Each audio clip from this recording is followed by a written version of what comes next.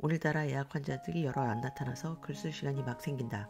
시간이 있다고 글을 꼭 쓰지는 않지만 오늘은 쓰고 싶은 케이스가 있다. 20대의 젊은 남자 환자. 심한 조울증으로 나를 찾아왔다. 온갖 약을 써봤는데 딱히 효과를 본 적이 없다고 한다. 어릴 때부터 항상 그랬고 부모님은 그런 글을 그냥 나약한 놈으로 치부했던 것 같다.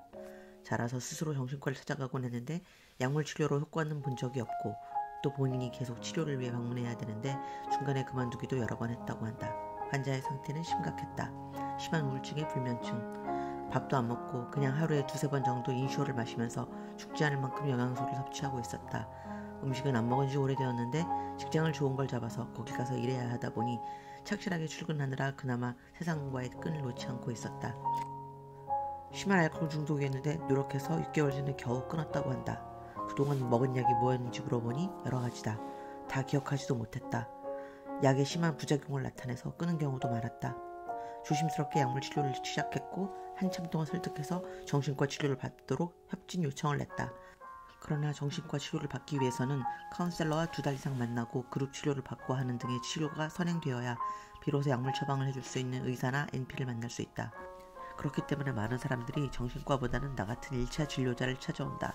더 이상 견딜 수 없을 만큼 상태가 안 좋아졌을 때.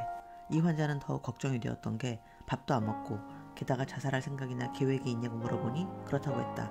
이건 정말 심각한 상황이어서 급하게 정신과 치료사를 호출해서 리스크 어세스먼트를 시도했다. 결국 심각한 자살 위험은 없다고 해서 정말 간곡히 당부하며 약을 줘서 보냈다. 일주일 후에 또 보자고 하며.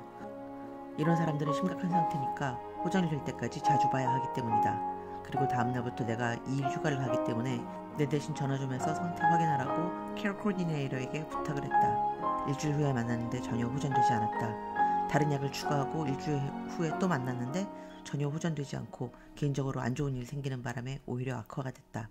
이젠 인슈어도 안 먹는다고 했다. 너 굶어 죽으면 안 된다고 제발 밥 먹으라고 신신당부를 했다. 사실 나는 심한 우울증을 앓은 적이 있다. 내 인생에 2번이었다. 20대 초반 대학을 졸업한 직후 1년 조금 넘게 심한 우울증을 앓았고 미국에 와서 내게 걸맞지 않은 자리를 맡게 된 후에 너무 버거워서 힘들어하다가 2번째 우울증을 또 1년 넘게 앓았다. 정식으로 진단받은 적도 약물 치료를 받은 적도 없지만 미국에서 와서 앓은 2번째 우울증 때는 약물 치료까지 고려했었다. 그래서 우울증이 주는 심연이 얼마나 깊고 절망적인지 너무나도 잘 알고 있다. 그래서 뒤에 예약 환자가 밀려있는데도 환자랑 마주 앉아서 눈을 맞추며 이야기했다. 죽지 말라고, 밥 먹으라고, 나도 너같이 심하게 우울증을 알아봐서 내 마음을 정말 잘 안다고, 내 인생에 다시는 행복하게 웃을 일이 없을 거라는 절망감, 나는 아무짝에도 쓸모없는 인간이라는 자괴감, 나 같은 인간은 없어도 이 세상은 잘 돌아갈 거라는 자조감, 그래서 나도 정말 죽고 싶었다고. 그런데 어찌어찌 살다 보니 너무 행복하게 살게 됐다고. 지금 나는 너무 행복하다고. 그러니 포기하지 말라고. 희망을 잃지 말라고.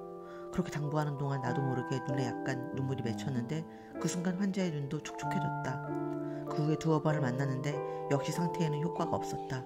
그런데 환자가 이런 말을 했다. 자기는 의사들을 싫어해서 몇 번 오다가 만다고. 그런데 나는 너를 만난 다음부터는 자꾸 오게 된다고.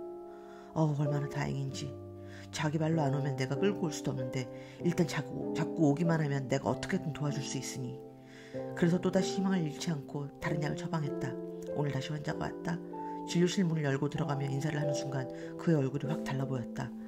내가 How are you doing? 하며 들어가는데 그가 OK 라고 언제나처럼 대답을 했다. 그런데 표정이 있었다. 옅은 웃음이 그 얼굴에 있는 걸 난 놓치지 않았다. 환자 본인은 큰 차이는 못 느끼지만 자기가 조금은 릴렉스해진 것 같다고 말했는데 내가 보기엔 큰 변화가 있었다. 항상 경직되어 있던 자세가 한결 부드러워졌고 늘 무표정하던 얼굴에 자주 웃음기가 보였으며 심하게 모노톤이던 목소리에 강약과 높낮이와 감정이 들어있었다. 그리고 3개월 만에 처음으로 피자를 먹었다고 한다. 인슈어도 잘 안 마시던 사람이.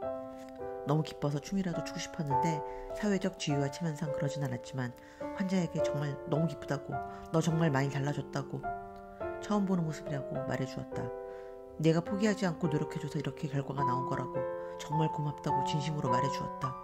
진료가 끝나고 내 오피스로 돌아와 차트를 쓰려는데 얼마나 기쁜지.